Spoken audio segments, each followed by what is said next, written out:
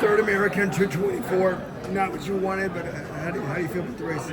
Okay, it was like sneaky out there. Like it just kept getting like hotter and hotter and like a little bit windier. So, and I kind of came out of Falmouth just like not tip-top shape. I had some tendinopathy in like my glute and hamstring. I definitely felt it today, but I'm happy that I kind of went after it. I didn't really know what pace I was going to go out in, but I went out with like Kira and Betsy, and I think we had a good group. And then Kira unfortunately dropped out, and then I had to Betsy to chase for a bit. So, and then Matt like went with me the whole way, Matt Century. So it wasn't until like mile 22 that Lindsay passed, and I just had nothing left. It was just like I'm really proud that like I left it all out there. Like I really didn't have anything left in the tank. So whenever you can do that on a day, that's what you can take away from it. So I'm happy about that. Yeah, I guess a pacing decision at the beginning, right, with like Kira and Betsy to not obviously go after like 218, 219. Yeah. Like, was that discussed or like just No, felt out? I think we all just felt it out, and it just didn't feel right. Like the day just didn't feel like a record-breaking day or a big PR day, which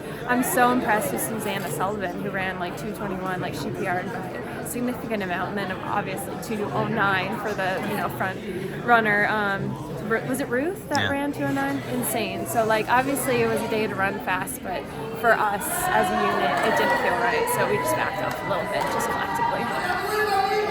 Are you gonna, I guess like with an effort like this, like does it totally, I know in the past you've floated out like Valencia and that's December. Mm-hmm. Would you consider something like that, or was this it for this I year? don't know. We don't really like to discuss anything past the race.